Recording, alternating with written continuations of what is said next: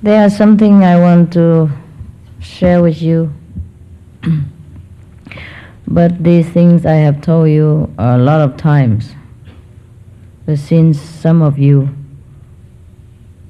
seems not to have understood or not to remember, I try to remind you again about how to sit in a better, peaceful meditation.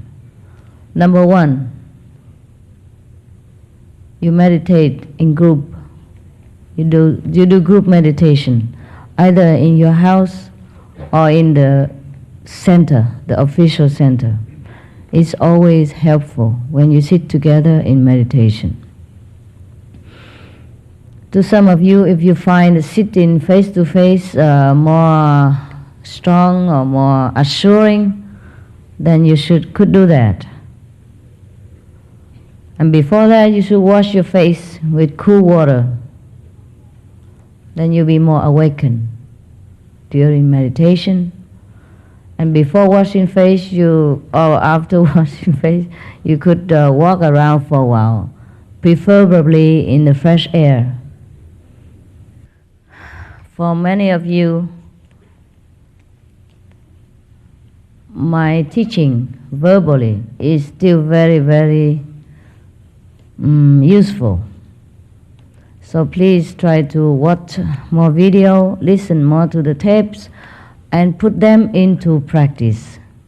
The reason many of you don't have the desired result in meditation because you do not put my teaching into practice. Many times I've seen that. For example, I just tell you, come here, put everything else behind. Forget your families for a while. Forget everything else for a while. But then the next minute you come and ask me, my kid like this, my mother like that, my father sick, I am sick. Everybody, you bring the whole village here. You allow only one ID card, okay? Other people are not allowed. And in here you are given special, button so that people know you are on retreat. It's number one for the organization of the seat places, because we have only how many seats in this theater. Number two is for security reason, for your own security reason. Because suppose anybody else who walk in here and try to, mess about or make noise.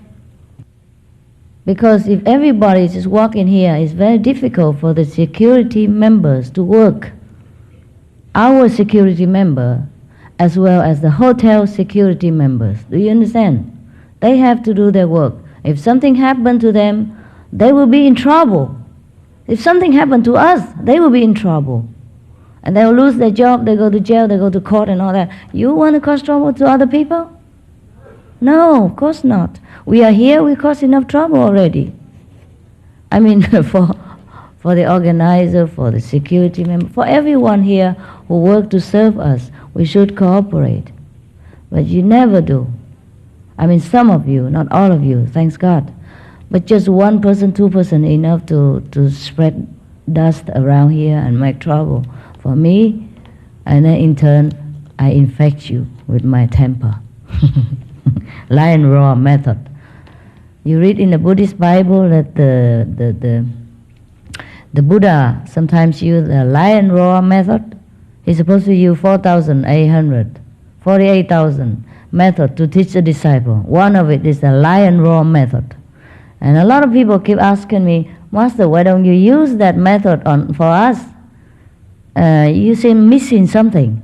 Like you teach only one method. No, I teach 84,000 method. And the lion roar method you often experience, so don't ask me anymore. Okay? Yeah, the Buddhist people think it's some mysterious method that I don't teach. Keep asking me all the time. Because they read too much, in the Bible. The Buddhist Sutra says lion roar method. Didn't you experience that? All these 15 years? Yes? You still want some more of that? Okay, enough. I don't want to teach that often either. It's energy consuming. The reason why I talk a lot, not because I like to talk. If you know some of my friends before, or some of my, college, or some of people who study in sometimes same teacher, same class with me, they know I never talk. And if people try to talk to me a lot, I would tell them off. It's not the place to talk, especially during eating and all that. And yesterday I saw one of my old, how you say it, fellow practitioner, and she reminded me that I used to, tell people not to talk to me during eating or meeting unnecessarily. Yes. And I remember, yeah, that's true. I don't talk. I was a very quiet person. Not only in family, but in any ashram or in any gathering, I keep to myself. And she said, I am used to meditate 24 hours. Is that right, sister? Where are you? Yeah, she remembered me, but I did not remember her yesterday. She invited herself to my lunch, and that's how and that's how I remember her. But I do remember her now, because she was very lovely. She doesn't talk much, and she was a very good fellow practitioner. And after she reminded me, then I remember, because I don't even remember people. I don't talk, I don't interact too much with people anywhere. And I apologize to her for not remembering her, because I really didn't notice people. I told you also, I don't notice you so much, unless you have to work with me for a long time, and then of course I remember you. Yeah, I apologize again, sister. Yes, but she remembered me, and she came. Now, I say you should call me sister, not master, because we used to have the same teacher at one time, I had many teachers, I told you, huh? And she said to those at lunchtime that I used to meditate kind of 24 hours, I don't talk, and that is the truth. And this is the way you should be, if you want to be like me. If you think I'm your idol, your idealistic woman or practitioner, and that's how you should do. There's no secret. You have to be concentrate, one-pointed, and respect the teacher teaching. As long as you're with him or her yet. Suppose one day you think I'm no good, or for any reason you walk out, it's fine. But as long as you're here, you should be concentrated, one-pointed, and to pay attention to what I instruct you to do. Then you have a good result. And if after you do all this, you don't have good result, I don't blame you if you walk out on me anytime.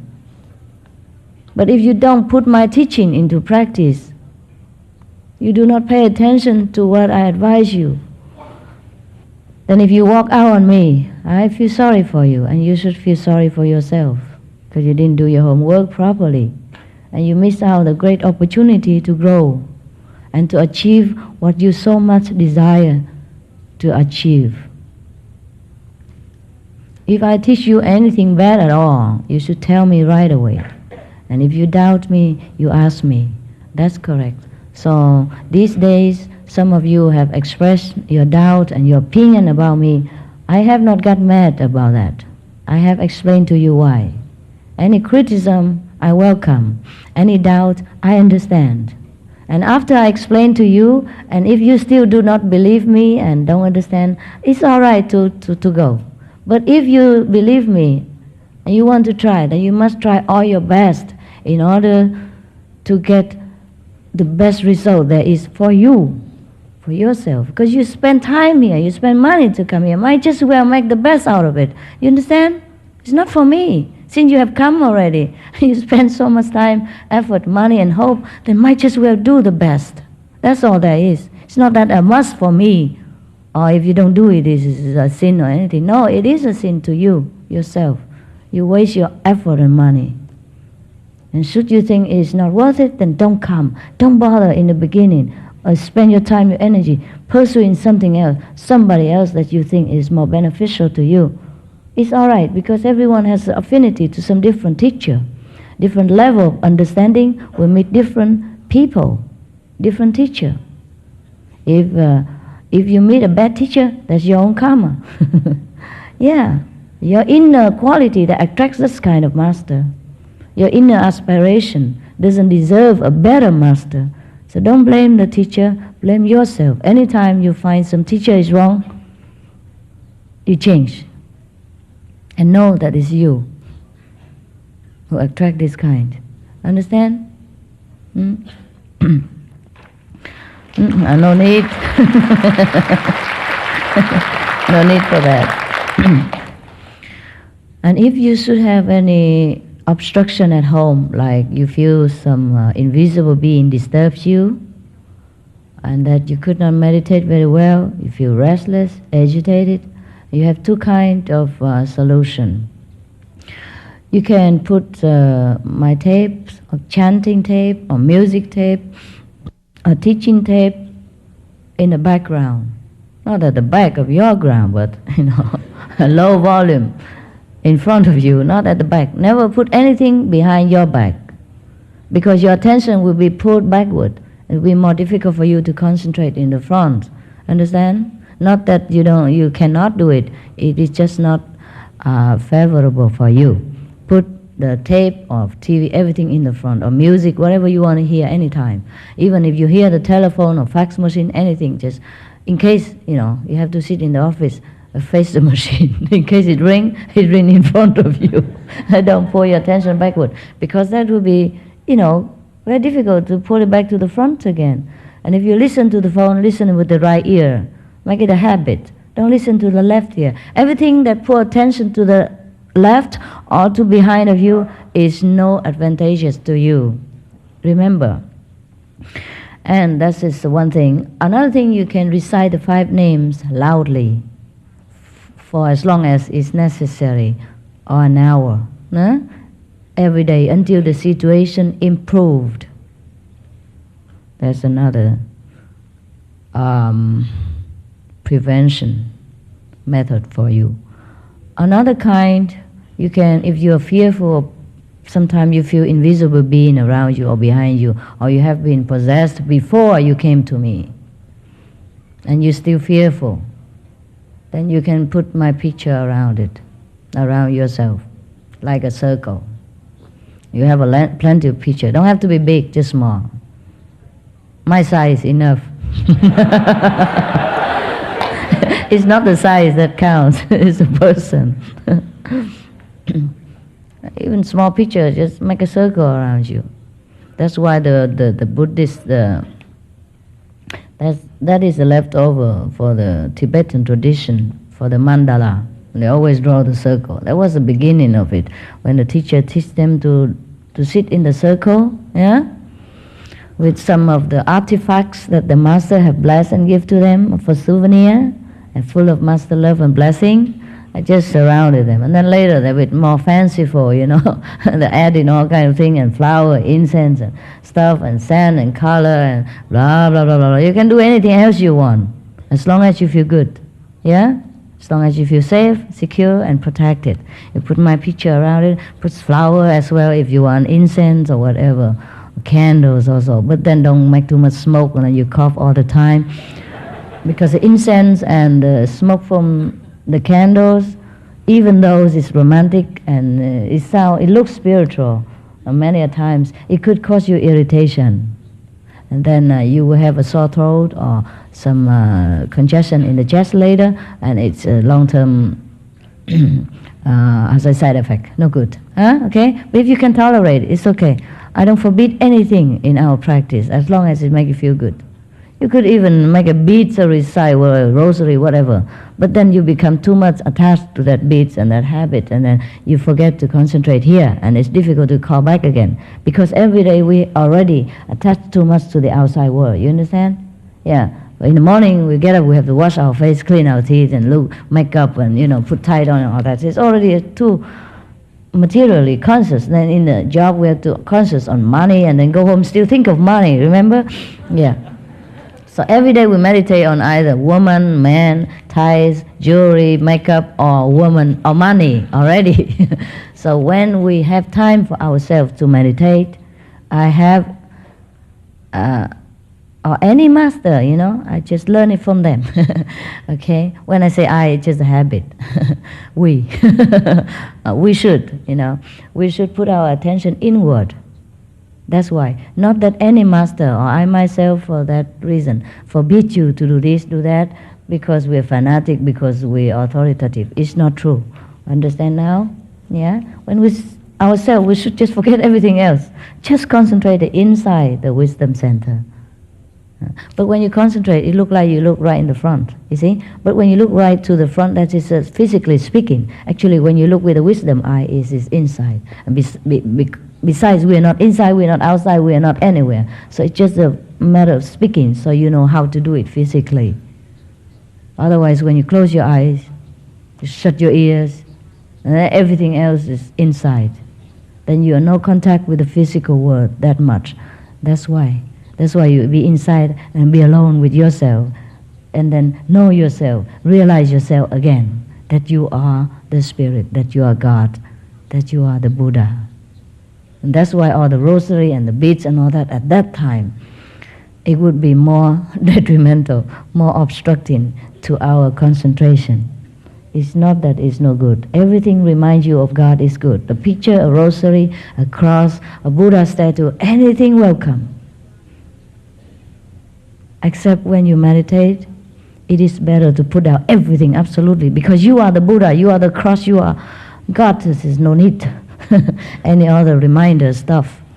But the mandala, it's just to protect you. Suppose when sometimes some of the people, some rare individual, have fear of the invisible being that disturbed them before, and the haunted memories still disturb them, or fear of darkness, then that's why in the old time they light a candle to meditate, so that person don't feel fearful.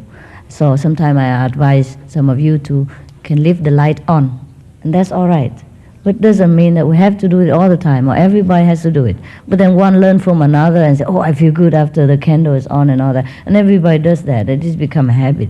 It should not be that way. When you sit, you be alone. No need any artifact. No need candle, no need flower, no need incense. Everything is distracting you anyhow. The candle flicker. The incense smell and then and then you sit there and you think, this is frankincense. I don't like it. I like sandalwood better. And then, and you argue with yourself back and forth, and then 2 hours gone. Yeah, next time you put some other flower. Oh, rose. I'm allergic to rose. I prefer chrysanthemum. And blah, blah, blah. And then you spend all the time going out and buy chrysanthemum just because the neighbor told you that when he meditated, he put chrysanthemum and looked like Master came and it feels so good and I meditate better. You know, blind faith is detrimental. It's detrimental to your practice. Everything everyone tell you, including my speech, you should prove it. You should, you should analyze it, whether it is logical before you accept it. And I think you accept most of my teaching, or all of my teaching, because it's logical to you, because it doesn't defy your intelligence. It's accord with your intelligence, with the common sense, with the most logic thinking you can think of, and that's why you accept them. And should it not be logical to you, you are free to deny it, or tell me right in the face, write a letter to me or whatever, and let me try to explain to you if I can. If not, then if you don't still accept it, then that means you think differently. That's okay. We all have different choice to live our life and different choice of thinking. That's all right with me. But don't waste your time if you already know it is not for you. Okay, and if you're here, try all your best. Try all your best to do it. So that you get the best out of your money, your effort, and your time. You can also massage your wisdom eye with a little oil, or alone. If it's too dry, then with the oil it goes smoother. It's also help with the wrinkle, I guess. Some old person like me. I don't do it often, okay? Just do it during makeup. If you have difficulty in concentration, you could massage a little like this with your thumb or with your fingers, up to the wisdom eye like this here, and then just stop it right there, for a while. Stop like this, or you just massage it, then stop it afterward, okay? Over here, And when you come to retreat or group meditation, better don't look around too much. I know I tell you, if you are not, If you don't look at the woman, you're not normal. But that is for that guy only, whoever that was. I forgot already. Just to let him know that he's normal. He's a single, a bachelor. Yeah? Of course, when he sees a beautiful woman, he looks. But the less you look, the better for you. Especially when you're already married or have a girlfriend or have a husband or have a boyfriend, the less you look, the better. The less turbulence. The more you can concentrate to work on your relationship. And you will derive much more benefit, happiness from that relationship. And it will boost your confidence and your enthusiasm to go on with everything in life, including practice spiritual meditation. Just don't indulge in all this physical pleasure too much, and then you'll be too tired to sit in meditation, too less time to devote yourself, in spiritual practice. That's all. Everything in moderation is fine. If you need it, if you need a girlfriend or boyfriend, you feel lonely, if you want somebody to talk to, accompany you, anywhere you go, then it's all right, okay? Then don't look around anymore. Once you find one, stick with it and work for it, because that's how you be happy. The more partners you have, the less happy you are, believe me. That's why all the masters advise you to take only one spouse. Not because they're jealous with you or tell you anything else. It's not much of the moral even. It is for your own sake that you should be only married or have one partner. Understand? Apart from being immoral, of course, causing harm and hurt and injury emotionally to other people if you're flying around too much, and hitting everybody in the heart. Apart from being immoral, it is unhappiness when you do that. Very, very unhappy. You will feel empty. There is a difference between making love and having sex. I'm sorry, I have to tell you straight. There's nothing wrong with that, is it? Because I have to, Making love is you involved emotionally, spiritually, bodily, mentally, together to be one, to be united with your partner, sharing all this love and affection you have, and all your being is involved in it. Having sex is just satisfy this temporary lust for a while, and then you feel very empty, sometimes feel very guilty, and get sick out of it, and get terrible disease also, because you do it as a habit, and then any partner will do, and you forget to be cautious, and your body resistance is not there to even combat the disease. Should it be there? Because you're low in moral standard, in emotional fulfillment, low in spiritual guard, low in mental preparation. So everything is low at that time when you just have casual sex. So your body is weak, your mind is weak, your spiritual is weak. So when you catch a disease, you're finished. Understand? You're making love to your partner, it's different. Everything is high.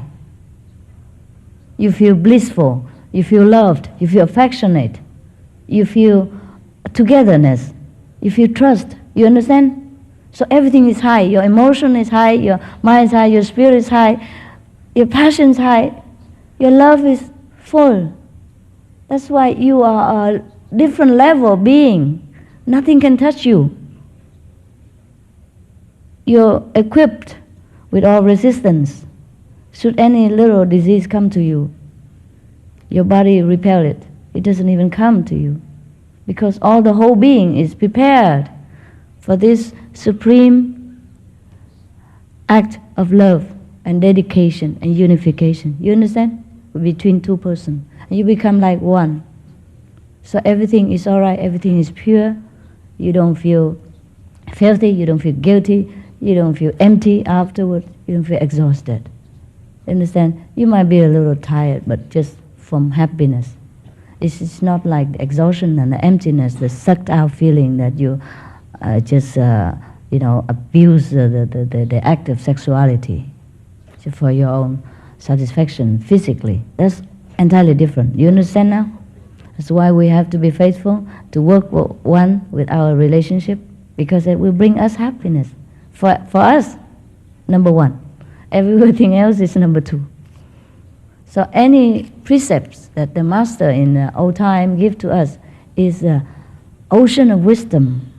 It's not a restriction. It's not a controlling method. It's not a dictative kind of statement. It is for our own sake and happiness, and it's very, very wise to follow. So if you don't want any trouble, stop looking around too long. You can be polite and friendly, but don't deliberately look for trouble, especially somebody else's. If you know it, don't look.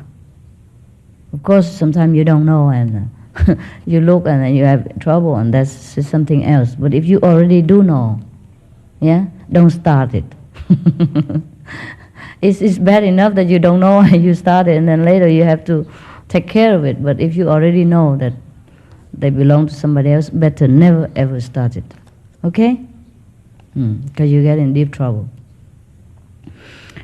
And once you have somebody else already, and the past one, you should just put it behind you. It don't serve you. Normally when we look at the past, it's always better. We forget the bad parts, we only remember the good parts. But the present is the best. The present is the best. When you look after your present situation, your present relationship, it always brings you immediate benefit. If you always look at the past or the future, it don't bring you nothing but worry, sorrow, regret, and illusion. So always look to the present, whether it's in business, in spiritual practice, in retreat, or in personal relationship, because that's the only thing that brings you benefit right now.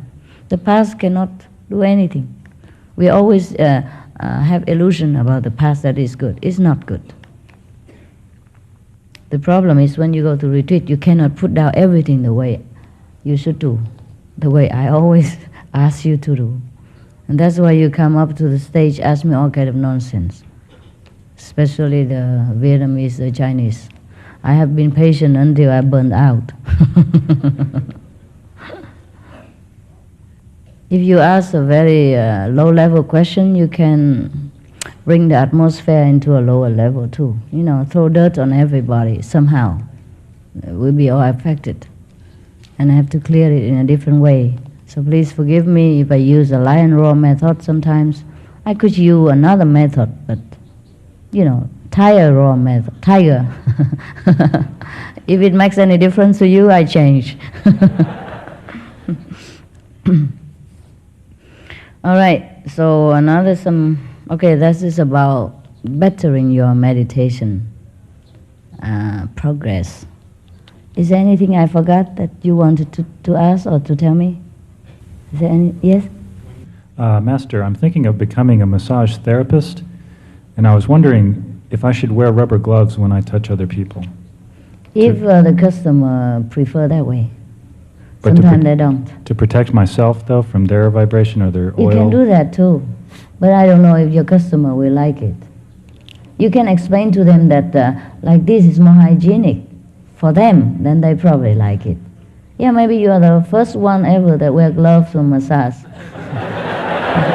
Try. Well, I'd heard that the vibration of the person is concentrated in the oil of the skin. Of course, honey, of course.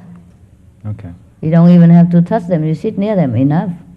But what you do, we can't. Then you go to the Himalaya and you don't even touch anybody. That's why. This is a point to consider. That's why in the old time, when the practitioner do meditation, they don't touch people. They don't let people touch them. You see, all the monks, they used to cover from head to toe, and nun and all that, so that people don't touch them, and they don't have to touch people. And now this spiritual practice result in caste system in India. The Brahmin caste, you cannot touch them, and they don't touch nobody. They still think like that. They still think they're the first class, even though they don't practice anything. It's just a result from, probably they are the descendant of the Kuan Yin practitioner a long time ago. And the tradition kept on. Only the tradition and the ritual, nothing else. Yes, so many rituals that confuse people. It's nothing but the remnants of the past glory and the past true practitioners. But now we cannot avoid to touch people, can we? If you wear gloves all the time, people will think you're weird too. Be careful. Yeah? That's why in the old time they go together in a group, go to the jungle or caves, meditate there together. They don't eat outside food, they don't touch other people. It's like that. But then today is very impractical. Only some people can do that. In this world, when we have to survive, it's very difficult. And even if we want to have a spiritual village, how many people would come? They get bored also. They would want to go out and touch others. Okay? I have another solution, is that whenever you massage the people, you keep reciting 5 names all the time, and kind of make a shield of protection around you in your mind, the golden flame of shield all over your body and your hands. But I don't know if like this your energy still come out or not, to help people or not. Try, huh? If not, then just break the circle and wear the gloves. And if it doesn't work, then take the gloves away and just do it. Recite the 5 names, okay? Thinking that you're doing it for God, and that the person who lay under your hand is God. But you have to be strong in that conviction, or else it doesn't work also.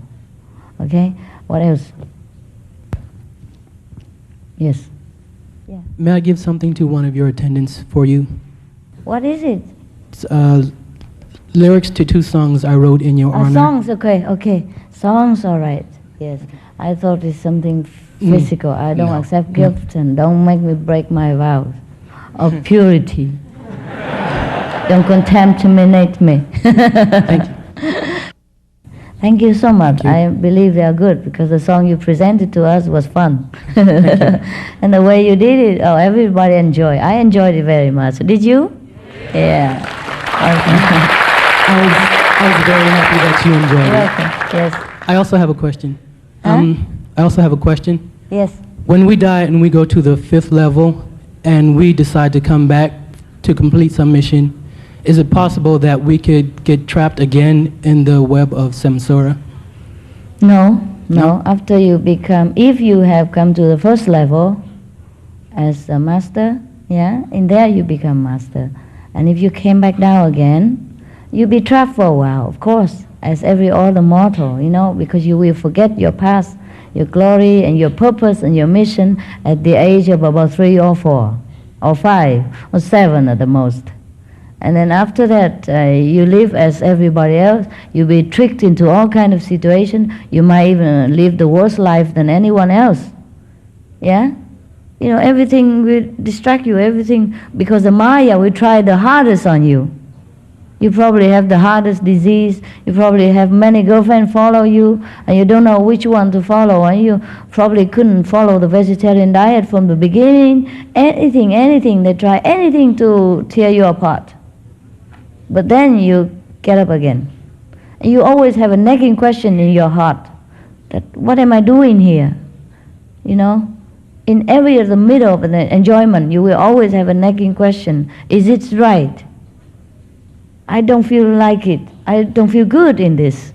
Yeah? You always, even the Maya have to try the best to teach you. You still have this nagging question about what you should do in this life. So finally you will get up and then become the master again. So there's no problem. After you reach the 5th, no problem. Thank you, Master. That's why if any of you want to save the world, please first save yourself. What else is there that I forgot? Yes. Master, I've noticed the more that I've been meditating, the more I've become tolerant with the world and my environment. But I also notice that the more positive I get, the more negativity that seems to be, I pull in, and I feel it's like a balance. It being Christmas, I was thinking of the life of Christ and how such a positive person could meet with such great opposition. Yes. And I've been wondering, is it that we go through our lives, and the more we develop ourselves spiritually, the more we have to deal and endure with the opposition? Or can we get to a point where we find that opposition just goes away and we don't have to endure it anymore. That will be fine. That's what I'm looking for. Me too. If you find it, tell me. Not as long as you are here. You understand? But if you are just a disciple, just an ordinary enlightened being, then it's possible, very much possible at the end, yeah? Or you go to the Himalaya, sit in a cave somewhere, and just radiate bliss and joy every day and eat lentil soup and rice. Because there they don't have anything. Transportation difficult. If you can use the word coconut every day, then you go to an island, and climb the trees and meditate under it every day. Oh, wait until the coconut come down. Otherwise, as long as we have to struggle in this world, you will find negativity just behind your heels, everywhere, every time. And especially if you are the master, deep trouble. This the strongest is there, The strongest negativity is around the master all the time. And if he cannot get the master, he get the attendants, or the one nearby, the family members, whatever. Yeah, and by the way, this is not a family business. As most in enterprise, like the father die, give it to the son. The son die, give it to the grandson or wife or whatever, etc. This is not a family business, as you would already realize. That's why many masters do not pass the mantle of spiritual inheritance to his son or his daughter or his wife or his husband, whatever. You understand? It is not transferable that way. It has to be earned inside, individually. It could happen that the husband, the wife, or the son or the daughter has attained this spiritual height, then it's okay. But it's not inheritable like other possession. Therefore, Jesus asked his disciple when he said, your mother come, your sister come. He said, who is my mother? Who is my sister? Only the one who do God's will like I do. They are my relatives. Similar to any master's friends or so-called associates. Many of the people come to a master for glory, to abuse his power and his influence on the people. So they try hard to get near. I'm not talking about the disciple of the master, talking about the people outside who try to get in any situation so that they can glow for a while, because the master will know a lot of people, have a lot of influence, and sometimes the financial situation is good. Because any master, the disciple would support, financially. And if he say one word, he will have millions at no time. Not me. Maybe I'm not a master, maybe I'm not like that. What I mean is, even then, God give us in different way. I don't need it from the disciple. But many people who comes to any master would, for their personal gain, to be friend or whatever. I often experience that too. But I never learned. I always welcome everyone with my open arm until they kick me in the butt or something else. Then I realize, another one. My God, okay, goodbye. Sometimes it's difficult to say goodbye afterward because they already make themselves too well known to welcome into the master house, and other disciples, because of the master, because the love of the master and respect of the master, love and respect that person too. And the master can never tell the disciple how bad that person is, because this is below his or her dignity to talk bad about people, even if it is true or not true. So if you happen to see any my associate or any master associate, please do not involve personally. You understand? The master friend is not a master. And the master associate has nothing to do with master quality. The master cannot guarantee anybody who comes near him about his personal interest, personal quality at all time. even family members of the Master. You should not glorify them and look upon them in the light of respect for the Master because you will be disappointed and feel cheated and held Master sometimes responsible for it. It is not this way. The Master cannot be responsible at any time to your personal involvement to any of his associates or family members or friends, so-called friend or whatever. The Master is friend to anybody. The good and the bad, the sinner and the saint alike, because that's the business of the Master. The Master has to be like that. What do you expect the Master to be, right? But for yourself, you have to protect yourself. You have to discriminate. You should not associate the Master with any of his associates, because that will be a great illusion and delusionment for you. You will be disappointed, hurt, and cheated sometimes, many a times. I cannot pinpoint to you who, what, and when, but I tell you as a general guide, do not be misunderstood, do not be misled into this kind of situation. Understand? Yes, because the Maya are in many forms, always near the Master, and try to delude you and use the Master power and credit and good reputation for their own benefit.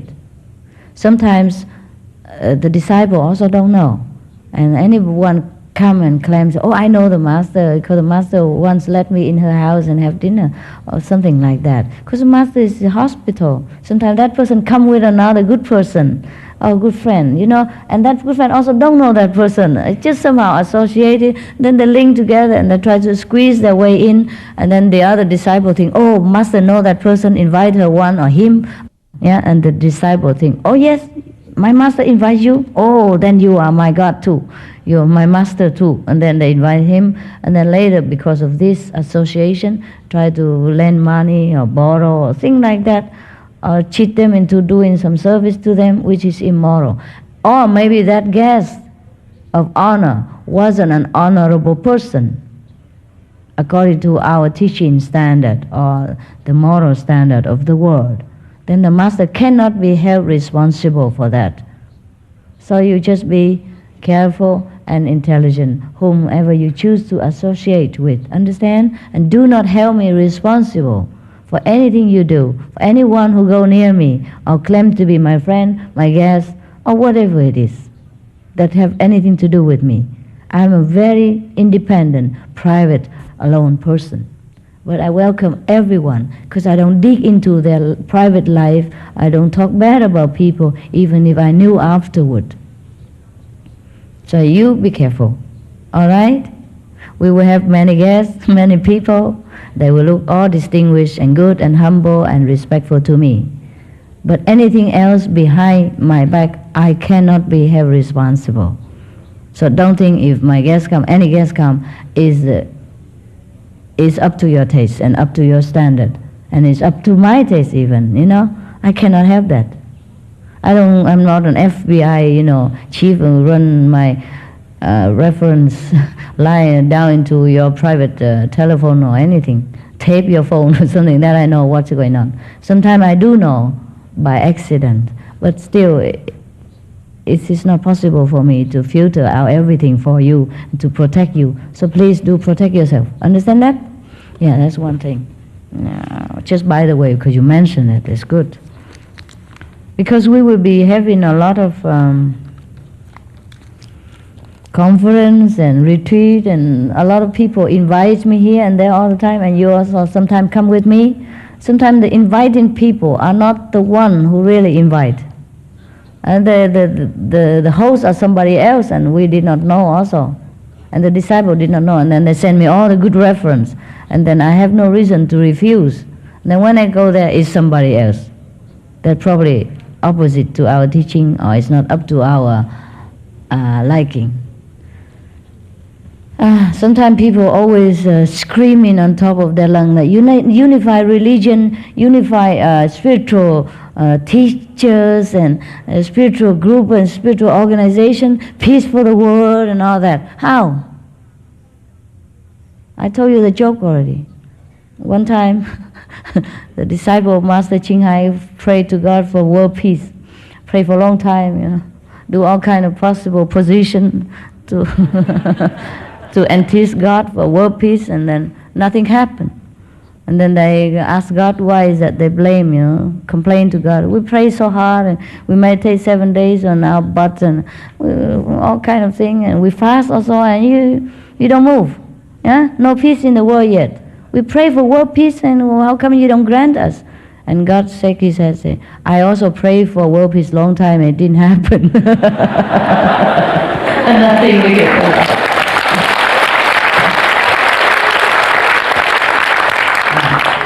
It's not possible. Yeah, we are all God, and he prayed to all this God, and it didn't happen. How will we pray for only one God? How would he do? How can he do anything about it? Yeah. The world peace cannot happen because too many opinions. Every leaders, even good leaders, have different opinion already about how to run the world. And on top of that, the religious, so-called religious leader jump on it and influence the national leaders as well. And he couldn't do much without this great religious power behind him, or behind them. And then there's Congress, there's lawmakers, there's judges, and everything else.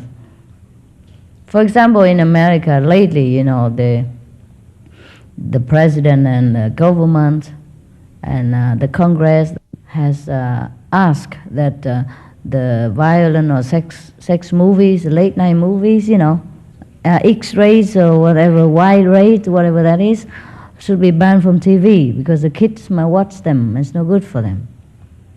That sounds good. But then some of your church say, no, that violates constitutional right. So that's not done. You see what I mean? So even a good president, good government, a good Congress is not always powerful enough. There's too many laws, many catch, many red tapes, many loopholes somewhere that things cannot be done the way we want. Don't talk about world peace. Yeah? We might pray for it because that's what we want. We can ask for what we want, but whether it might happen or not, let's see. If enough people want it, it might happen. But it's not enough people. Most people still cling to their own opinion. Let it be that in our small group at least we are unified in our idealism, in our desire for peace and happiness in this world. In order to do that, we have to put down ourselves, our opinion, our wrong opinion, and have to put the the teaching of the masters into practice. Every one of the masters teach us renunciation. Renunciation not necessarily means to become a monk or nun and forsake the family. Renunciation means you forget it in your heart. You detach yourself from your own circle of self-interest, of the desire always to put your family first, or your own first, before everyone else. A spiritual journey is a very lonely journey. Only you can enter the kingdom of God. Even if you go to the 5th level of consciousness, not all your members you can take with. No, none. Unless they practice as hard as you and attain the same level. You are the only one who will enter the 5th level or the 6th, or the highest kingdom. Everyone else stay below, stay somewhere else. Liberated, but not in one level of consciousness. You cannot put your kid in the university just because you are a professor. Same thing. It's not a family business in a spiritual practice. Therefore, most masters don't give the mantle of spiritual leader role into his family. There's one time in the Sikh history, the master gave it down to his family members, and that caused a lot of bloodshed because it was against the karma, against God's will. Because those spiritual successor has not it's not much up to the standard of a master. There was a Sikh master, I don't remember the fifth or the fourth. He had a daughter. He has family, yeah, so he has a daughter. And one time he meditated in the night, and his daughter sit on the floor, with him. Because in India, even if you're a family member, you don't sit same level as the master, not even sit in the same chair. So even family member, even your wife, husband, sit on the floor. Because the master is the only one. There's no family business there. It's not like king or queen and sit beside each other. But even queen, the English queen, even in a worldly way, the Queen of England, her husband has to walk 3 steps behind. Do you know that or not? Yes. Even though he is her husband, 3 steps behind, that's it. That's the rule. And in India, all the masters sit alone on a chair, and everyone else, including his mother and father, sit on the floor. That's the old tradition, not only in India. Don't think you sit here because I think that way. It's not true. Just no, in my home, you sit on the chair with me, right? Yesterday, you have lunch with me, you sat on all the chair, right? As long as we have enough chair, we put all the chair from bedroom or living room, every chair just for you to sit. It's not that I think that tradition is applicable to us. No, I don't care. You can sit on top of my shoulder or my head, I don't care. As long as you practice and be a good person, yeah? It's not because you sit here because I'm a master, it's not that. Just we cannot afford all the chairs here, and what for? You sit on chair, you just fall on the floor, and then we have to bother the first aid system, right? The reason why you sit on the floor because it's safer. You sit on the floor at home too, right? We meditate and we go into samadhi. And then we often fall from anywhere. Yeah, but another thing I tell you to sit better in meditation. Also, sometimes if you have backache or too tired to sit on the floor, you can sit on the sofa like this, with cushion soft behind you, and then you can meditate well sometimes. Okay, just sometimes. But the floor in front of you must be not too high from the sofa or the chair that you sit. In case you fall, it won't be a great injury. No, it's practical. Or put cushion all over in case you fall on the cushion and continue to sleep there. That is practical. Okay. All right, so where were we? The Sikh and the daughter. Okay. So I just explained the system why the master sits on the high and people sit on the floor, lower level with the master, so that you understand the story I'm talking about now, okay?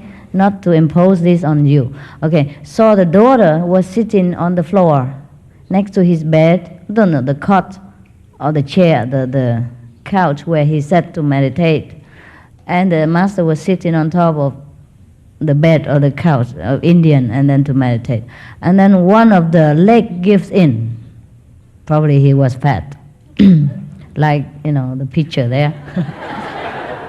Old Indian way of making things not safe. So one of the leg give in and it nearly fell, and the master was in samadhi. And the daughter did not want the master fell over and disturb his samadhi. So she put her hand to hold the chair instead of the leg.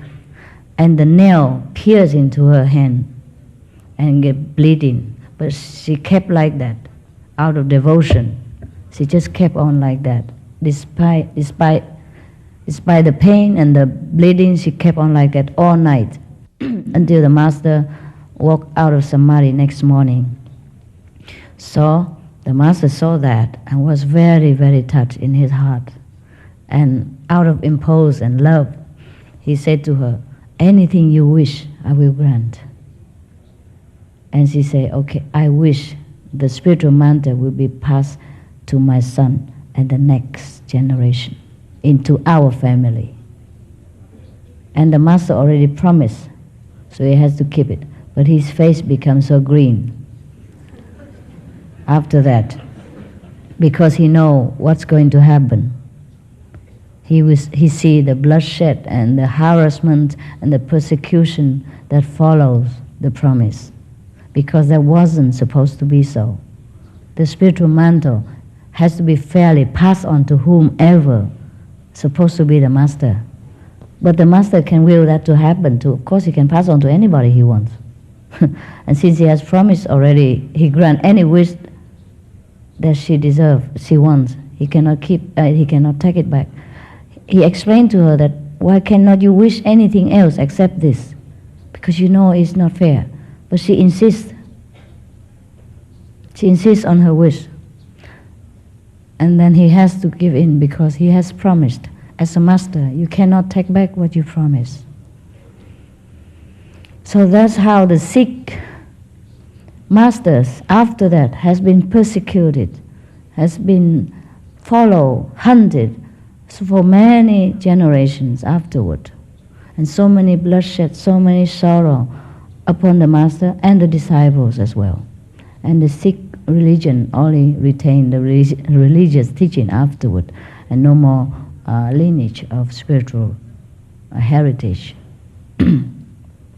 So that's, I tell you this story to emphasize the thing I told you before, that it's not a family business.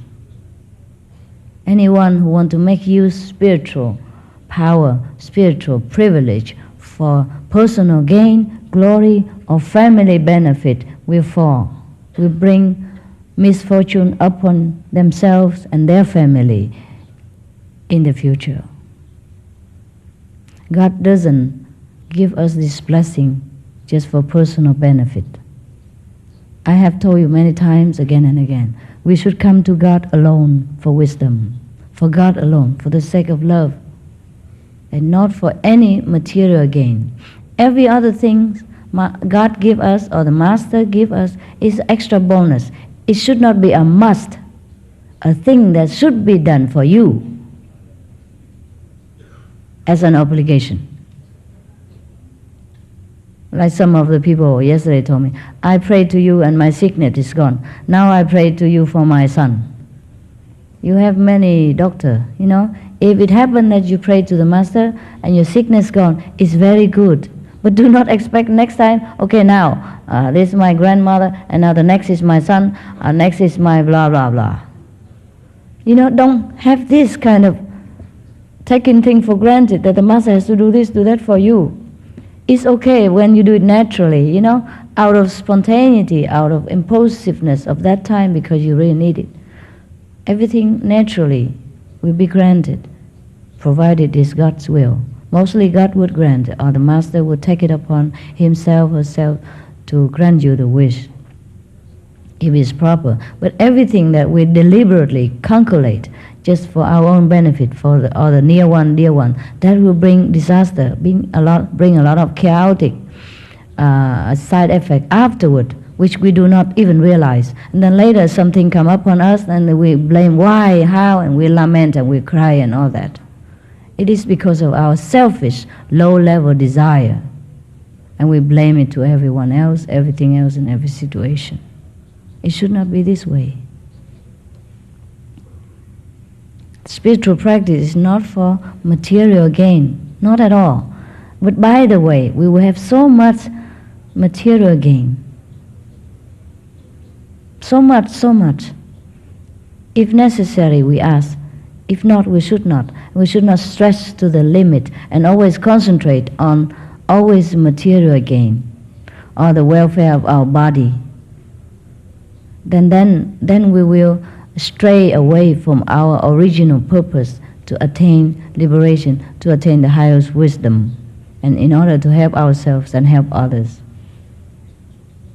It's perhaps all right for the beginner, but if you practice for a while already and you have grown up somewhat, you should grow up. You should be more mature, more noble, instead of concentrate on material benefit all the time, be it money, just a moment, be it money or wealth or health, yeah, or personal relationship. Yes? Thank you, Master. I was going to suggest that perhaps more centers or more places for meditation be available, like the fellow from Massachusetts. No, everywhere. Oh, okay. It's a rare opportunity to be able to follow a master, I think. Only if somebody volunteer to do it, also when it is necessary. You understand? If it's not necessary, we don't have to do that. Well, I guess I don't feel comfortable being alone on my path. I think this should be spread a lot more. Of course you don't. You can spread out more, but it doesn't have to be a center there. Is it no center around you? No, I'm not speaking for me. I'm thinking that, for instance, from where I live, it's about an hour and 20 minutes. It's not terrible, but I'm wondering why there aren't more places. Or if there are people who demand for it, then it will be. We only do things when necessary. I don't plan center around the world. They spring up whenever situation arises. When people demand it and ask for it and it's appropriate, if it has a place, the people who run it, then it will happen. But if you can afford it in your home and if people like to come to your home, there's no harm to meditate. The more the better. It's all right. Okay? No problem. What else I have forgotten? Now the woman support me? No? I was wondering about with the spreading of the light, that when we meditate, as far as keeping world peace and radiating the light of God around, when initiates all get together in one place, it's more powerful. But what about when we all meditate at the same time? Because sometimes what happens is we operate like a phone line. Mm-hmm. Someone tells me, then I phone somebody else, and we're all going to meditate at 7 o'clock, wherever we are. Is that powerful too? It's not possible, sister, even if it is. When you meditate, I sleep. When I sleep, somebody else working. It's a different timing, different places all the time, and different convenience. It's not possible to meditate the whole world, or the whole America even together at the same time. Yeah. Thank you. I'm a professional speaker master, and I know that the contact people, for example, have to meditate 4 hours a day, 3 to 4 hours a day. I speak on spirituality. That's one of my topics. And I'm wondering if I should be meditating more because I come into contact with hundreds of thousands of people in my job. Sure. Should I, or is 2.5 hours enough? I don't know. No. No? You should meditate 40 hours a day. Whoa! If you want to take on that kind of job. What are you doing? You're a priest or something? No, I'm a professional speaker, so I open You what? A professional speaker. Let's say there's a conference somewhere, I will open the conference or close the conference, I understand. and there could be thousands of people like this. MC, like, I'll speak for an hour on spirituality, Oh. and I will speak about you, or... But why you?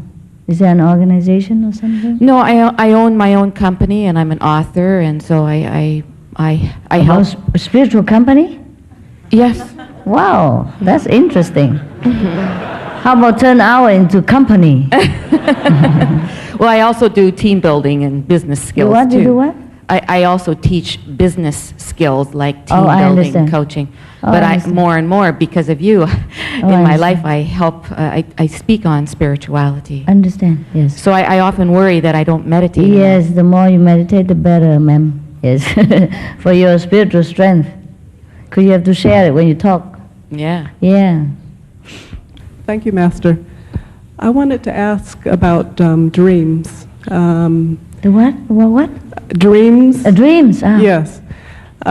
During my practice, I know I have dreams and I go different places, but I very rarely remember them. I often wake up and know that something has happened, but I just don't know what. And I'm wondering if there's any method to help you remember your dreams. I think You wake up and you write it down.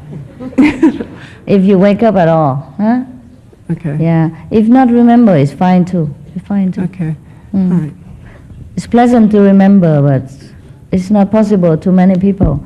Okay, then you tell yourself before you sleep that, okay, if I'm going to dream anything, please remember, I will remember and I will write it down. Just keep repeating to yourself, and then one day you will remember.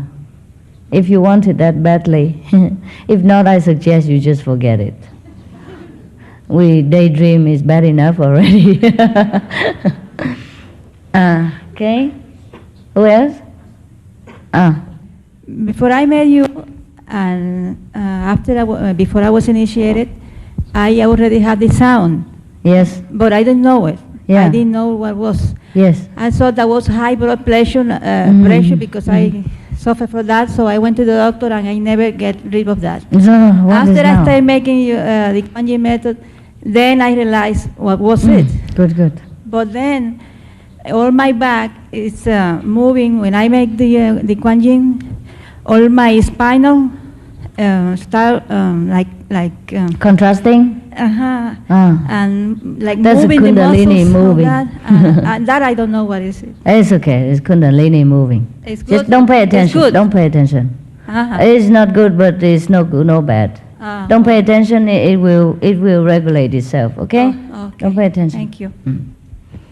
Whatever you have a sensation in your body, don't pay attention during your meditation. That's the best, whether good or bad. Okay. Yes, Master. When I meet my friends again, they want still to meditate together. Oh. So the question is, if I can still meditate with them, they would follow their own way. If you want to, and then you meditate in two methods. No, I do now you do yours. meditation. Yes, they would do theirs. So is that possible? You want to, you can. But it don't help you much, that's all, okay? Because only when two people and more sit in my names, then I'll be there with them. That's what Jesus said. When two people sit in different direction, it's a little bit pulling apart for you. But otherwise you can meditate anywhere with anybody, anyhow. Let alone your friends. Okay, you can meditate even on the bus and with dogs, with cats, so why not with your friends? In that sense, no problem, okay? All right. Master, I hear what you say about when the sound come from the left side. Mm-hmm. Sometimes I hear the sound from the right. Mm-hmm. After a while, the same sound come from the left. Mm-hmm. Other times come from up.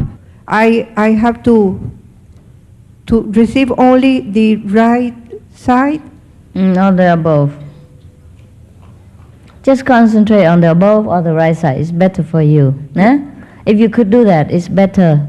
But that sounds come when I am not concentrate. I know. Then to try to pull it to the right. Or ignore it. Okay? But concentrating on the left or pay attention to the left is not so good for you. Okay. It makes you agitate afterward. It's not so spiritual, beneficial to you. Okay, thank That's you. all, okay? Thank you very much. Yeah. It's not from the left, it's not from the right. It's just our attention is so used to it, the hearing from the ears, that our attention always pay attention to the ears. And that's why we hear it from left or from right. We hear it from inside, actually, you see? So if we have to hear it from the ears, it's better from the right side. The right side of the brain is better for us spiritually. The other side of the brain is for logic, religion, business, money, and blah, blah. You know it from science, yes. Yes. Cuando uno sufre, libera karma. When one suffers, does it clear karma? What? Does suffering clean karma? Yes, it does. Entonces, ella me preguntó, me pidió que le preguntara si cuando ella ve películas tristes y llora mucho, libera karma. So she asked to ask you that when she sees sad movies and cries, does that clean her karma? Yes, it does clean the karma of the movie makers, the producers. Where they go with that movie, because they will get some money and clear their debts and all that. Nada. Master, I have had a recurring idea recently that everyone I know, everyone I meet, everyone I see, everyone I hear about is somehow a facet of my own personality. And that somehow, if everyone else has that same perception, it somehow interacts, and it just keeps recurring to me that it's reality and yet it's not a reality. And from the people who are perhaps the angriest to the people who are the most blessed, it all seems to be some kind of a facet in my own personality. Is that nonsense? Some kind of what? Yes, can be true. It's true? Yeah. If you see them in that way, that means you have a part of it. You attract it. So why? It seems not like all the time, not all the time. Yes. I just didn't know if that was part of the oneness or if that was just a... Just part of some part of yours before, but not now. Maybe in the past or in other lifetime or before initiation. And you can see it now better, clearer than before. Before you don't see it. You were blind. Okay. Oh, yeah. Meanwhile, you asked me about Jesus, right? Someone? Yeah. But Jesus, that why such a positive and radiant personalities or being has to endure that kind of negative suffering, right? By his disciples. It's a dark age. As all the fishes his disciples have caught. Yeah, they hook them and they